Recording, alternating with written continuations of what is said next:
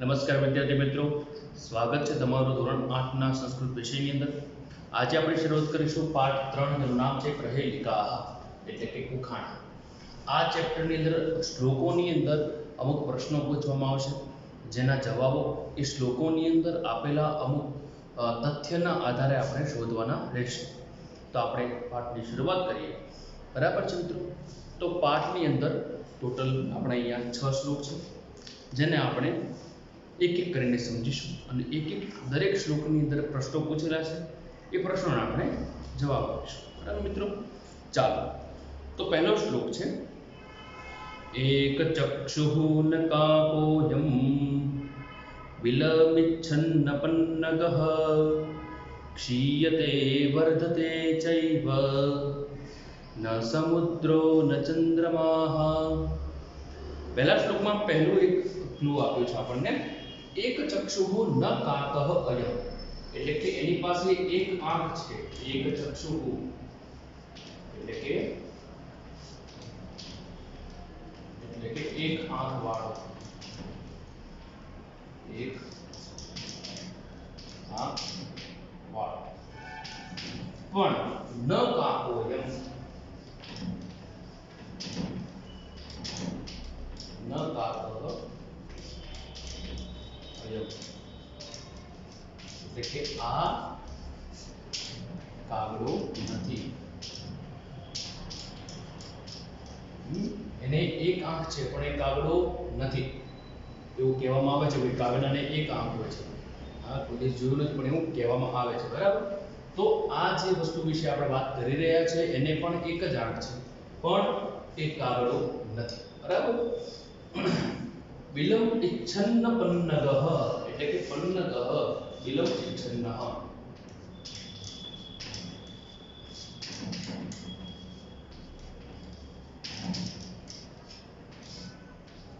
એટલે કે એને પણ દર, એટલે કે દર હોય, જેમ બખોર હોય, ઉંદર રહેતા હોય લોકો, બરાબર છે, એ પણ દરમાં રહે છે, અથવા તો એને દરની જરૂરત છે.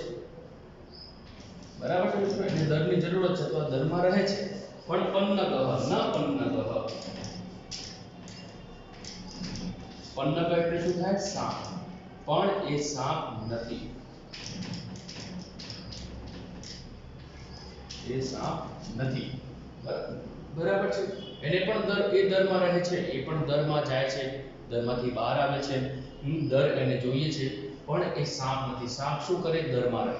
બરાબર છે? પછી શું કીધું? ક્ષીયતે વર્ધતે ચૈવ. ક્ષીયતે એટલે કે નાનું થાય છે, ઘટે છે. ક્ષીયતે એટલે ઘટે છે, અને વર્ધતે ચૈવ, વર્ધતે એટલે વધે પણ છે. ચૈવ એટલે અને ઘટે છે અને વધે છે, પણ ન સમુદ્ર ન ચંદ્રમા, એટલે કે એ સમુદ્ર પણ નથી,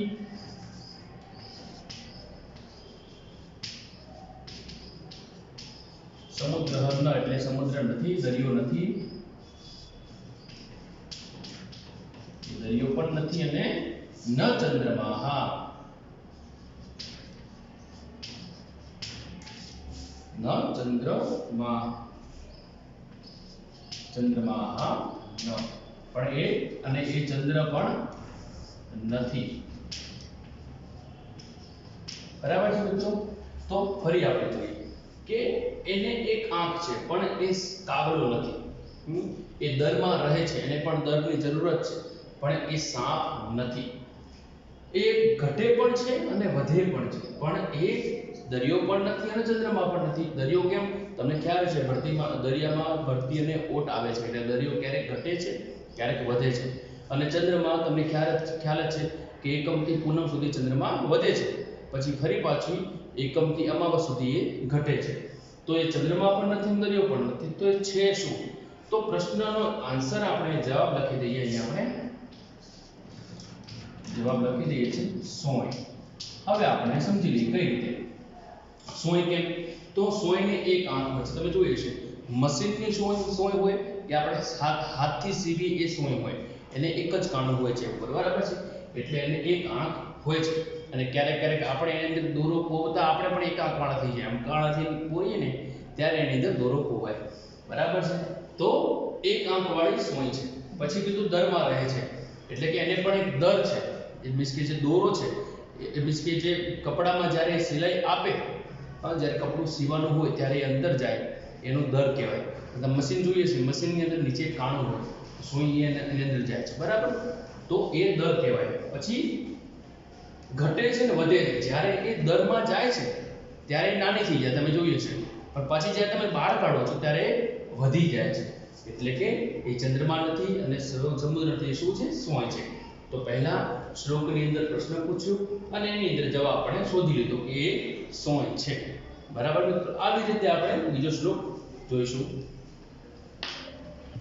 શ્લોક બીજો, ચતુર્મુખો ન ચ બ્રહ્મા વૃષારૂઢો ન શંકરઃ નિર્જીવી ચ નિરાહારી અજસ્રમ ધાન્યભક્ષણમ।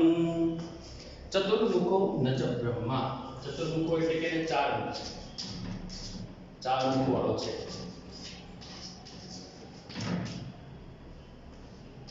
ચતુર્મુખ એટલે ચાર મુખ,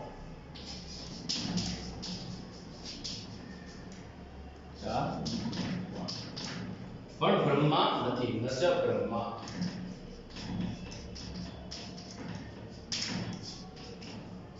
બ્રહ્મા નથી, એને પણ ચાર મુખ છે પણ એ બ્રહ્મા નથી, બ્રહ્માજીને ચાર મુખ છે। વૃષારૂઢો ન શંકરઃ, વૃષારૂઢો એટલે વૃષની વૃષભ એટલે વૃષહ આરૂઢો,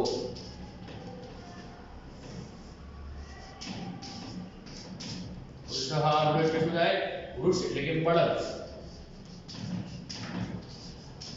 બળદ પર આરૂઢ સવારી કરે છે,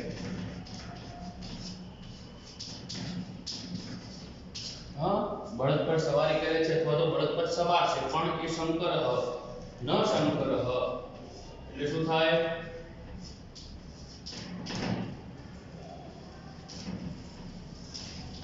પણ એ શંકર ભગવાન નથી, શિવજી નથી, એ શંકર ભગવાન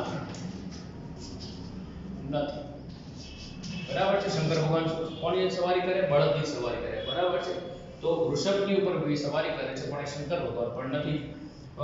પછી નિર્જીવી ચ નિરાહારી, નિર્જીવ એટલે શું થાય, એની અંદર જીવ નથી,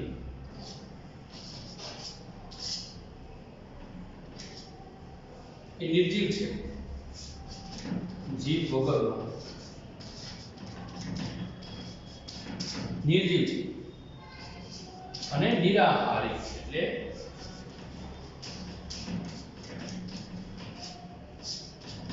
એટલે કે કઈ ખાતો પણ નથી, એટલે આહાર વગરનો છે, એ કોઈ આહાર કરતો નથી, એ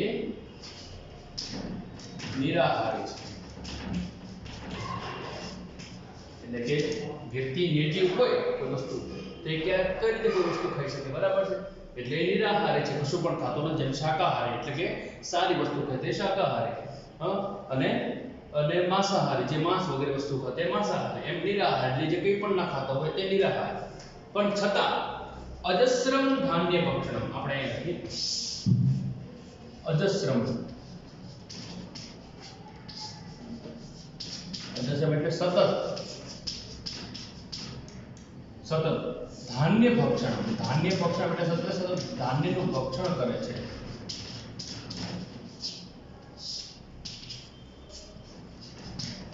અનાજનું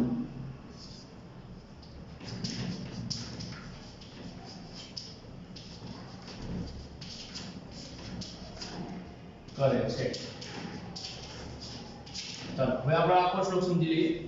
એ ચાર મુખ વાળો છે પણ બ્રહ્મા નથી, એ બળદ પર સવારી કરે છે પણ ભગવાન શંકર નથી, એ જીવ વગરનો છે અને નિરાહારી પણ છે, પણ છતાં એ સતત અનાજનું ભક્ષણ કરે છે, તો એ શું છે, તો પહેલા તમે સમજો ચાર મુખ વાળો એટલે કે તમે હળ જોયો હશે, આપણે અહીંયા જવાબ લખી દઈએ પહેલા પછી આપણે સમજીએ।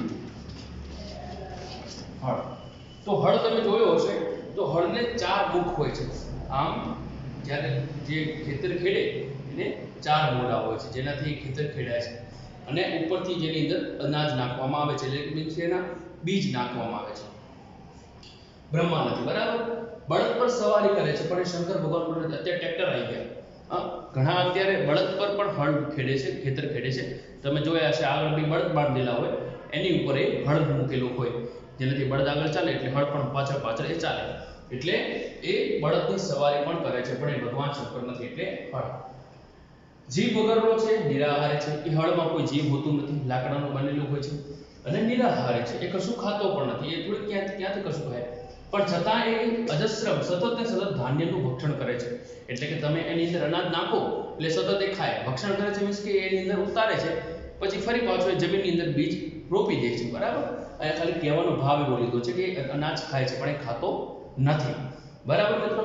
તો આપણા બીજા શ્લોકનો જવાબ આપણને મળી ગયો જેનું નામ છે હળ બરાબર. જેને 4 ઘોડા છે, જે બળદ પર સવારી કરે છે, જે જીવ વગરનો છે, નિરાહારી છે અને સતત ને સતત ધાન્યનું ભક્ષણ કરે છે. તો આવી રીતે આપણે જોઈશું હવે આગળનો ત્રીજો શ્લોક. શ્લોક નંબર 3. અપદો દૂરગામી ચ સાક્ષરો ન ચ પંડિતઃ અમુખ સ્ફુટવક્તા ચ યો જાનાતિ સ પંડિતઃ. અપદો એટલે કે જેને પગ નથી. અપદઃ એટલે પગ વગરનો. દૂરગામી છે. દૂરગામી એટલે પણ દૂર જનાર છે. એને પગ નથી પણ એ દૂર જનાર છે, દૂર સુધી જાય છે.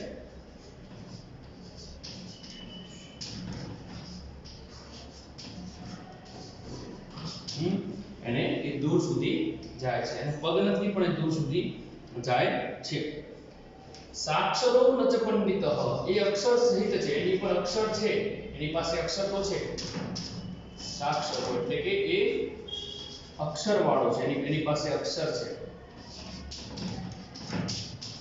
એટલે કે આપણે જે અક્ષરો લખીએ છીએ આ બધા અક્ષર એની પાસે છે પણ એ ન પંડિત. ન પંડિત એટલે એ પંડિત નથી. પણ એ પંડિત નથી. ભણેલો છે, એની પાસે અક્ષર છે, વિદ્યા છે પણ એ પંડિત નથી બરાબર છે. પછી શું કીધું? અમુક સ્ફુટવક્તા છે. અમુક એટલે કે એની પાસે મોઢું પણ નથી, એની પાસે મુખ નથી. મુખ એટલે કે મુખ વગરનો છે.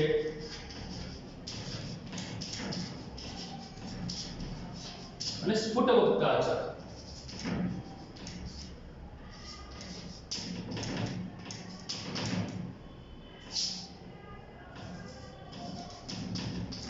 સ્ફુટવક્તા એટલે કે એ બે ધડાક બોલે છે પણ એ બોલે છે.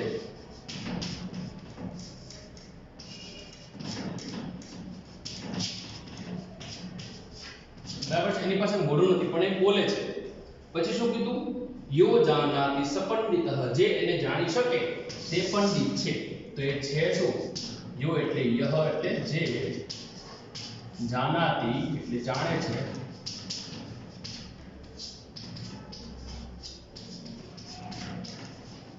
તે પંડિત. સહ પંડિતઃ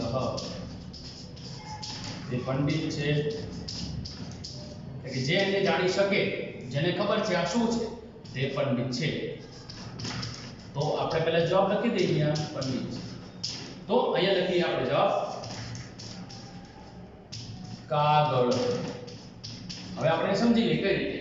તો કાગળ પગ વગરનો છે પણ જ્યારે આપણે કોઈ ચિઠ્ઠી લખી તો એ ચિઠ્ઠી ક્યાં દૂર સુધી ચિઠ્ઠી જાય છે. હવે SMS નો જમાનો આવી ગયો, મેસેજ ટેકનોલોજીનો જમાનો આવી ગયો પણ પહેલાના સમયની અંદર કાગળ લખતા હતા, ચિઠ્ઠી લખતા હતા તો એ દૂર સુધી જાય છે. એને પગ નથી પણ એ દૂર સુધી જાય છે.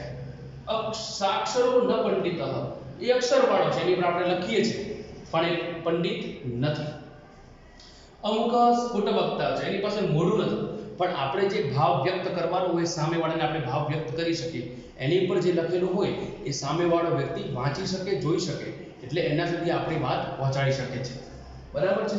અને જે જાણે છે તે પંડિત છે તો આપણે એને જાણી લીધું, આપણે પંડિત કહેવાય એટલે કાગળ બરાબર છે મિત્રો. તો આપણે આજનું લેક્ચર અહીં સુધી રાખીએ. બીજા જે 3 શ્લોક છે આપણે આવતા લેક્ચરમાં ભણીશું. ત્યાં સુધી અસ્તુ. ધન્યવાદ.